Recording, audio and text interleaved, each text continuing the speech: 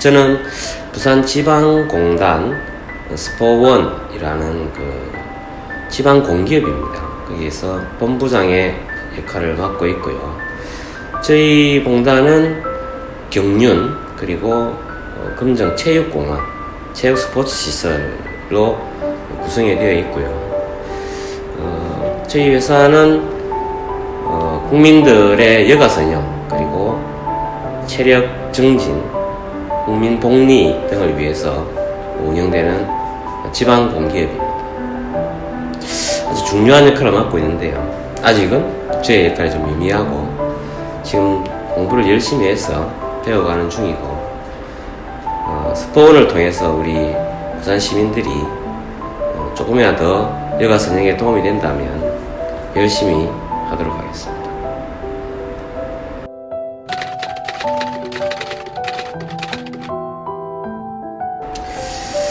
청년, 그 단어 그대로 푸르름이죠.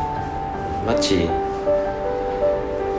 봄에 새로운 새싹이 돋아나듯이 아주 기운차고 새롭고 싱싱하고 그런 의미를 담고 있지 않나 생각이 드네요.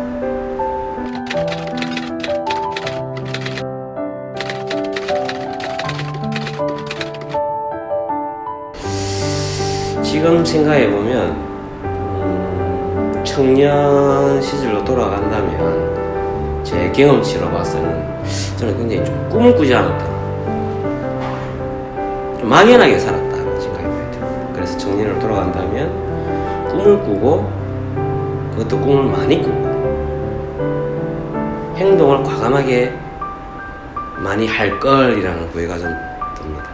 청년일 때는 도전하고 행동하고 깨지는 것조차도 나중에 되면 좋은 자산이 되니까 두려움 없이 꿈을 꾸고 두려움 없이 행동을 하라, 이렇게 말하고 싶습니다.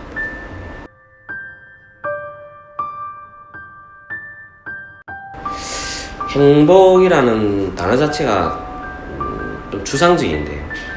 개인차가 있게 마련인데 왜 개인차가 생기냐면 생각에서 오는 것입니다. 행복이 하다, 행복하지 않다라는 것은 똑같은 맛있는 걸 먹어도 어떤 사람은 불행하게 느낄 수 있고 어떤 사람은 나는 행복하다라고 느끼는 것은 그 사람이 가지고 있는 생각의 차이라고 봅니다. 그래서 행복한 게 굉장히 큰 것도 아니고 굉장히 어려운 것도 아니다라는 거죠. 아주 사소한 것에서부터 출발하는 것인데 단 행복을 하려면 생각이 긍정적이고 좀 건강할 필요가 있다.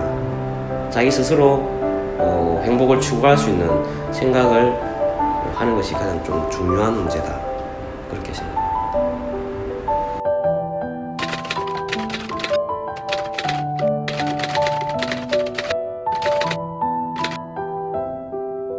책요, 저는 책을 가까이 아는 사람이 아닌데 추천이라기보다는 저는 근현대사 중에서 80년대 때 청춘을 보냈는데요. 한국사 역사도 재미는 있지만 조금 거리가 있는 것 같고, 근현대사는 나와 가장 가까이 있는 그런 역사인데 실은 잘 모르고 지나갔던 일들이 많죠. 좋은 일이든 가슴 아픈 일이든 많은데 그것을 교과서적으로 배웠을 때는 굉장히 재미가 없고 딱딱하고, 장편 소설 예를 들자면 조정래 씨 같은 소설 속에 이렇게 묻혀있는 근현대사를 알아가는 재미는 한번 좀 권할 만하다. 단편이라는 어떤 특정한 책 제목을 권하고 싶다 이런 것은 개인차가 있기 때문에 저는 잘 모르겠고, 근현대사를 재밌게 볼 수 있는 장편 소설, 예를 든다면 한강, 태백산맥 그런 소설들이 있겠죠. 그런 책이 재밌게 저는 본 책들이.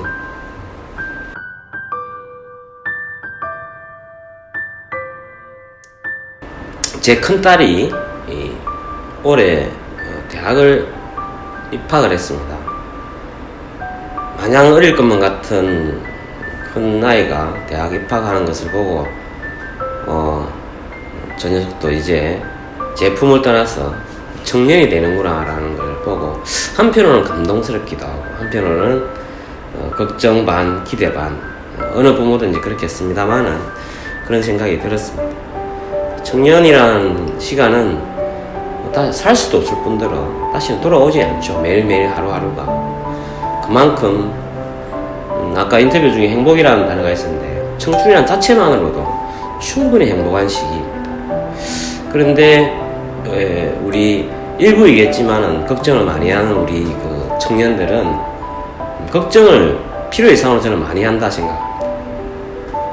걱정하지 마시고 지금 닥쳐 있는 문제, 눈앞에 있는 문제, 취업 문제라든가 진로 문제라든가 결혼 문제라든가 미래 설계 문제라든가 고민은 참 많지만 뭐 하나 딱히 잘 해결될 것 같지 않아 보입니다.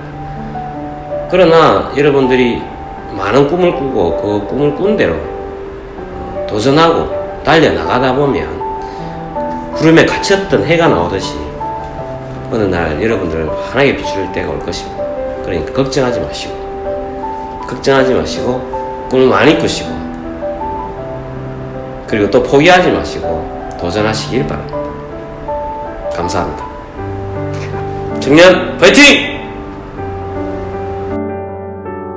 저도 아기가 있다 보니까 20년 지나면 다 이렇게 마음 될 것 같아서 그래 서울 왔는데 서울 왔으면 다들 축하하고 좋다 하지만 이제부터 걱정이 시작이다.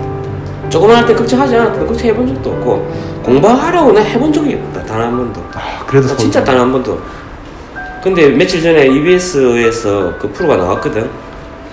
굉장히 디테일하게 그 부모의 정보력을 강조하는 시대라고 말을 하면서 아버지가 애들 직접 교육하고 정보를 주고 이런 시대였어. 그런데 이 직접 당사자한테 물어보면 아버지가 그렇게 해준 거에 대해서 만족한다는 사람은 별로 없다. 어쩔 수 없이 한다는데 근데 서울대학 보내고 카이스트 보내고 이런 사람들 중에 아빠를 몇 분을 인터뷰해보면 공부하라고 말하는 사람 거의 없다. 진짜로. 공부하라고 말하는 사람 거의 없고 실제로 그렇고 왜 수석 입학할 때 저는 공부가 쉬웠어요 이렇게 말하는 게 우습게 들리지만 어떤 부모에 따라서는 진짜 그 속으로는 공부 잘했으면 좋겠지만 절대 편하지 않고 공부하라 말하지 않는다. 이거 건강하지도 않는데 공부 잘해서 그럼 뭐 하겠느냐. 그리고 공부를 해야 하는 이유에 대해서는 말을 하지. 해야 되는 이유에 대해서. 네가 사회에 나와서 하고 싶은 것 하고 자유롭기 위해서는 공부를 잘하든 못하든 포기하지 않고 거쳐야 할 과정이고 열심히 해야 되는 기초 과정이다.